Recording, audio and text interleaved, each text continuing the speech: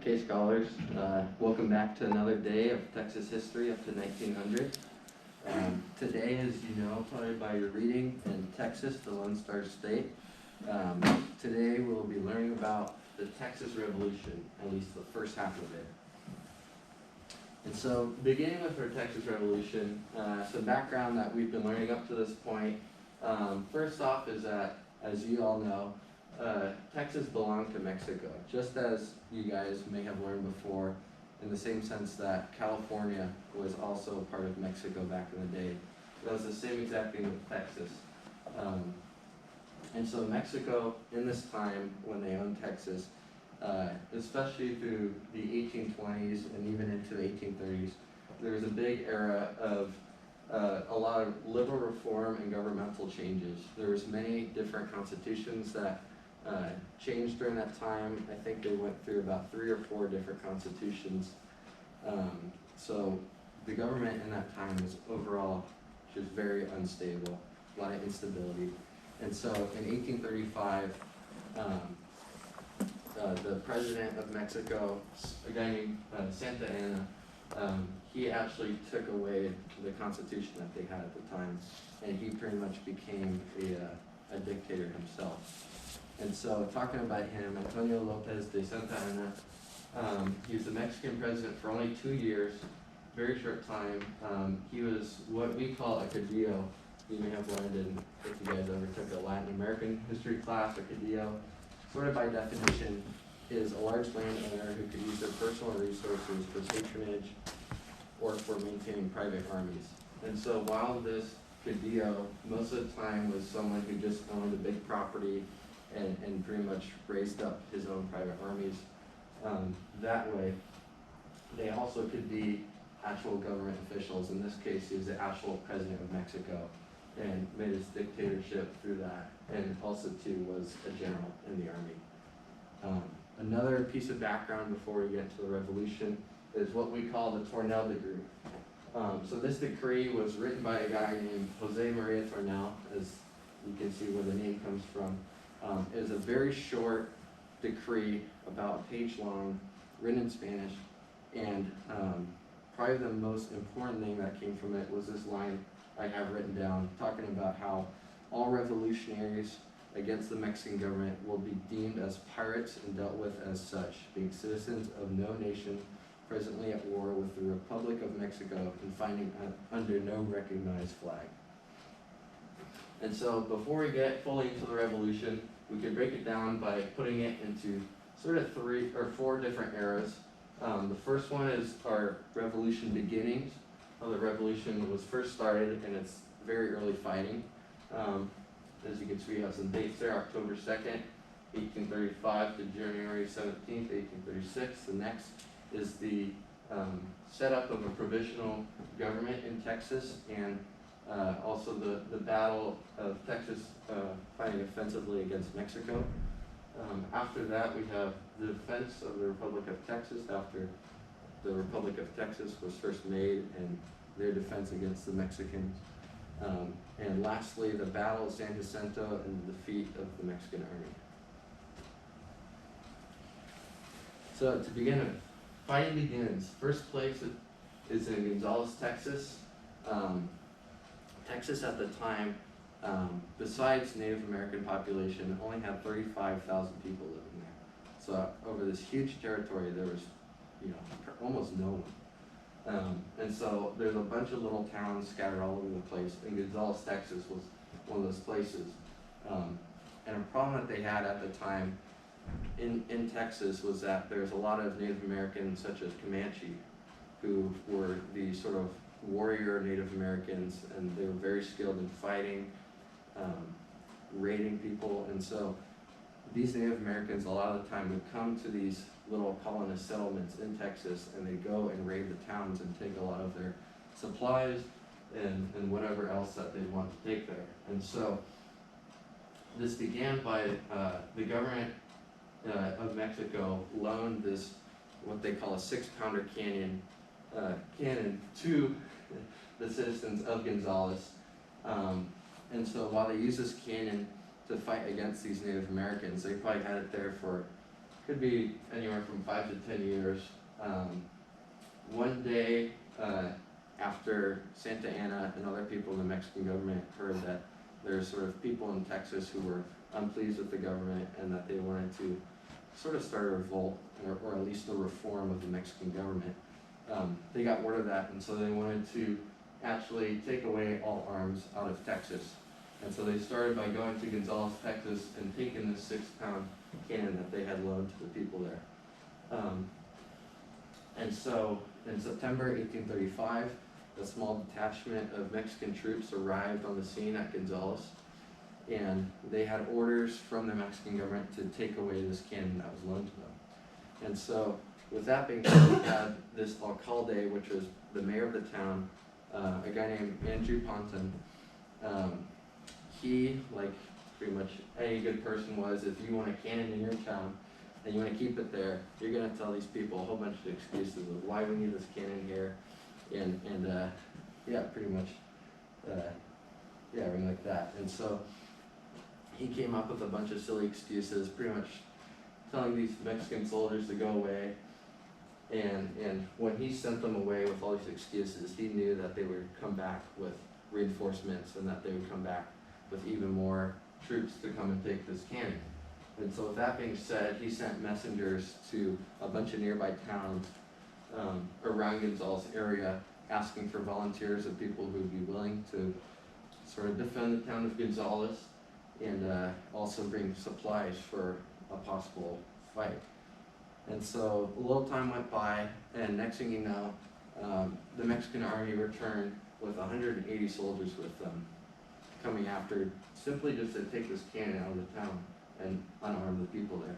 And so pretty much all these soldiers arrive on the scene, and the Texans are ready. They're like, all right, we're gonna fight. As you can see, this is a flag that they had in the war.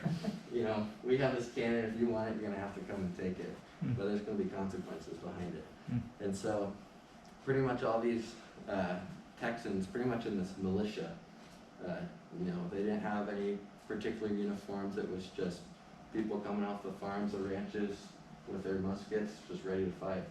And so they were led by a guy named John Henry Moore. They went out with just about as many soldiers as the Mexicans, about 180, 200.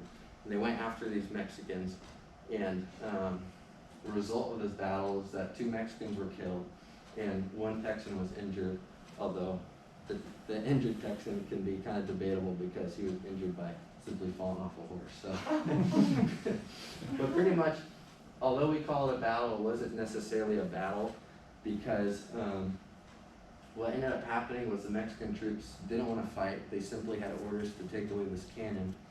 And so what ended up happening was they just fled away towards the town of San Antonio, and the Texans from then on continued to pursue them. So we have the Texas offensive. As these troops went to San Antonio, Texans followed them. At this point, we had a new person in charge. We have Stephen F. Austin, as you know, Austin, Texas. You know, we can't have Texas without the Austin name in it. And so he was told to be the commander of this Army of the People, or this little militia. But the funny thing about this was, even though all these people loved Austin to be this great leader of all the people, he had absolutely no prerequisites to any sort of army training, you name it. He was just out there leading his people pretty much on a whim.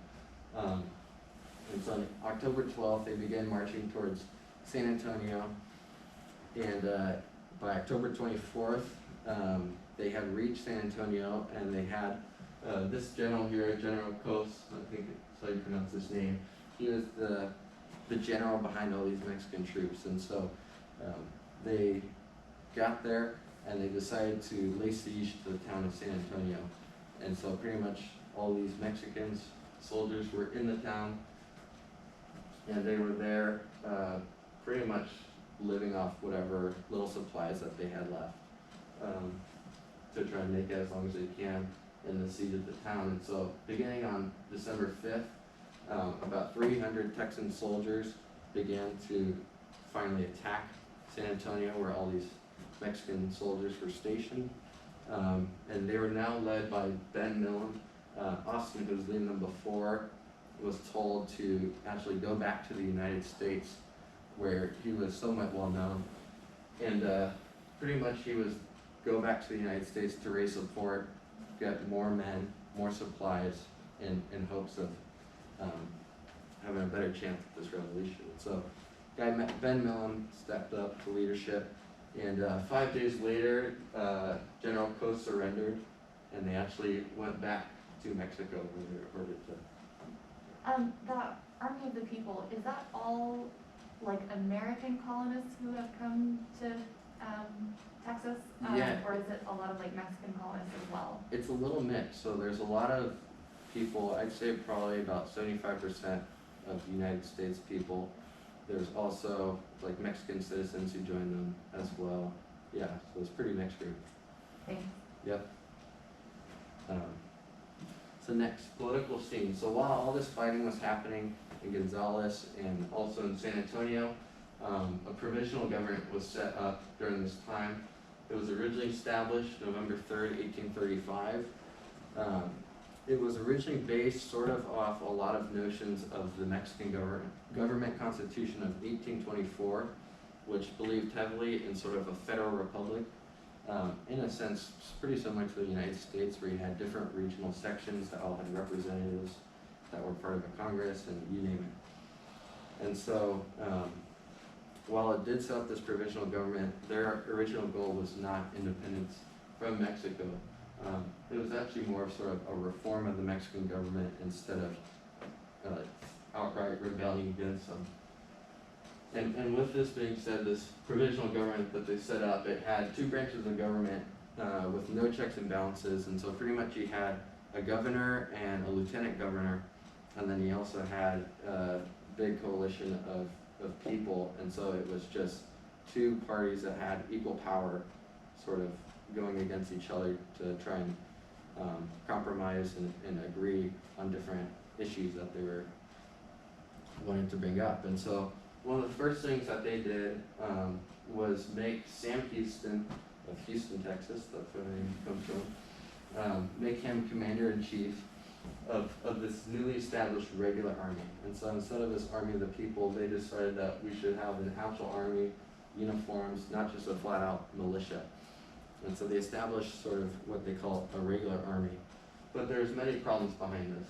One was that this volunteer army that they had, or army of the people, Sam Houston had absolutely no power over them. So through this government, he did not have the leadership, control, or the legal means to rule or lead this militia that was already existing, which was the main power in Texas at the time.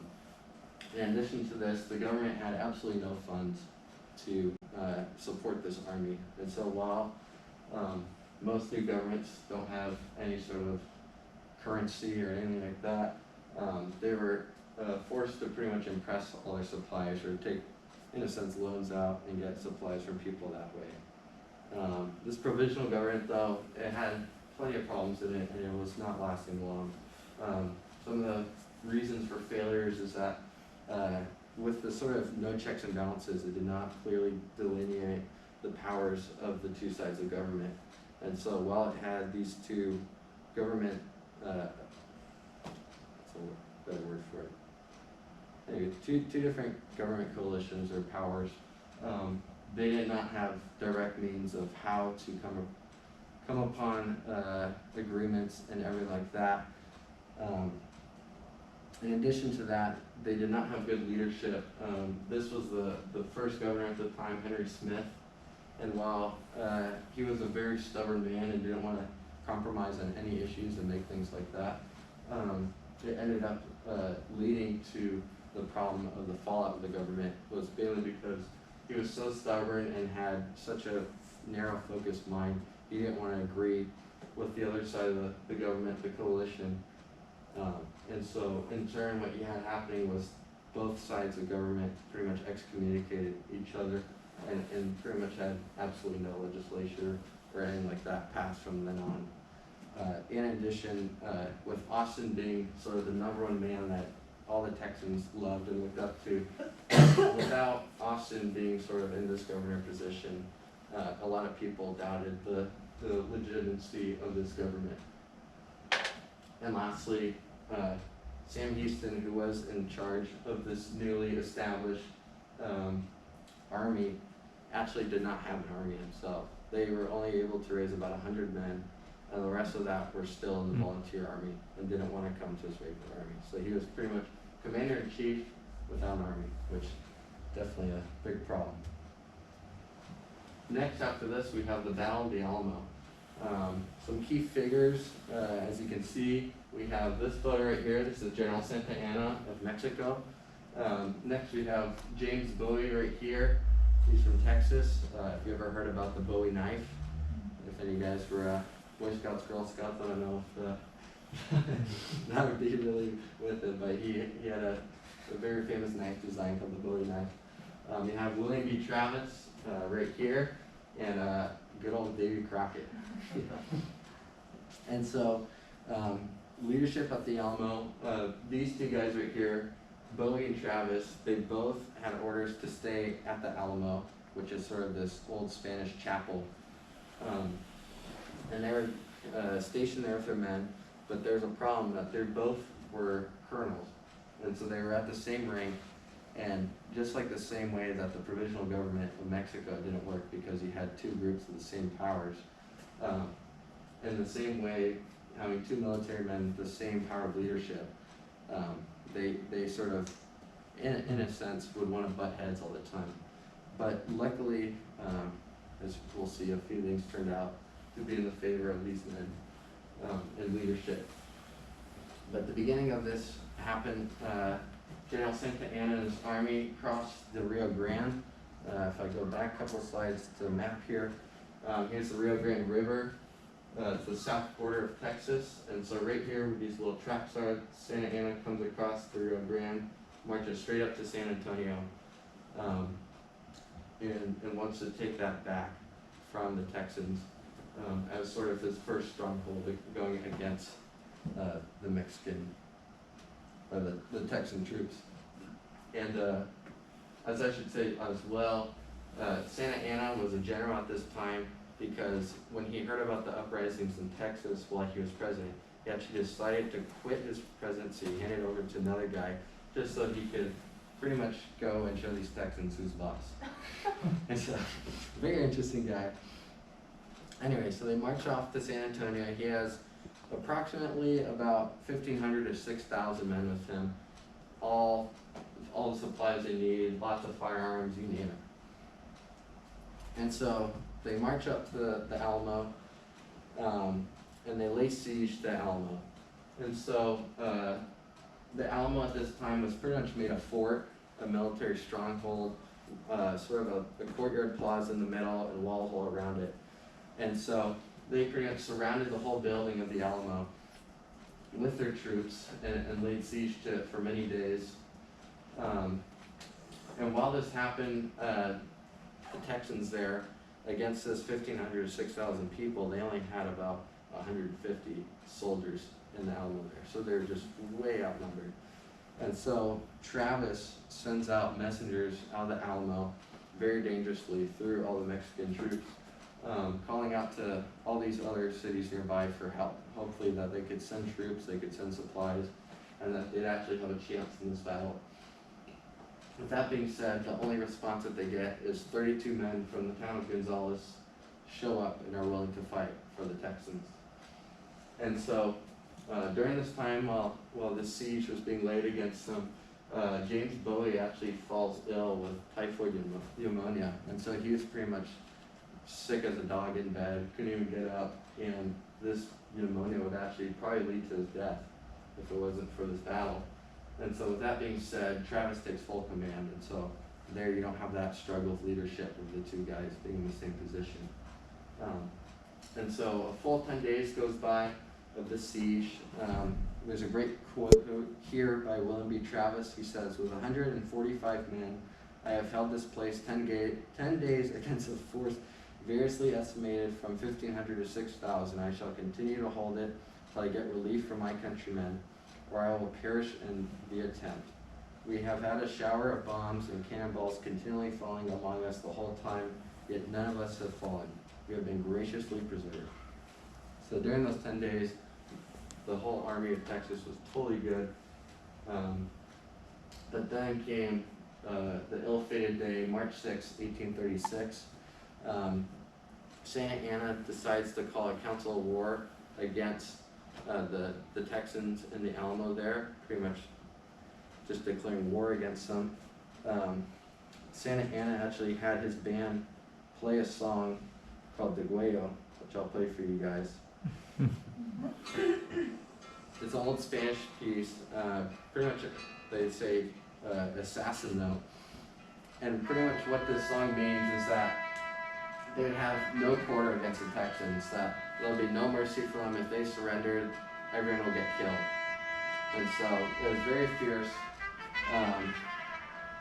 a lot on the line. And so they start playing this song at 5:30 in the morning. It wakes the Texans up, and they go, okay, it's battle day, like it's on, we're fighting. And so then, pretty much on almost all sides of the Alamo, here's a photo of it, so you can see like all the walls that they have built up, the plaza, and then here's the famous chapel that's still there today in San Antonio. They decide to pretty much swarm around the whole day and try to break into this fort any way that they could. So many attacks go by. Finally, after 3 or 4, they break into the interior, they get inside the walls, and in this time many Texans are being killed by bombardments of cannon, gunfire, bayonets, you name it. So once they break in the walls and start infiltrating the Alamo here, most of the Texans return back to the chapel here, where there's these little walls right here, another sort of little courtyard, and they try to just hold that for pretty much dear life.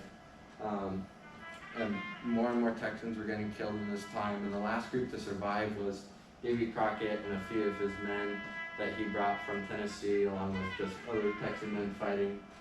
And in the end, every last Texan was killed in this battle, as the no mercy really means.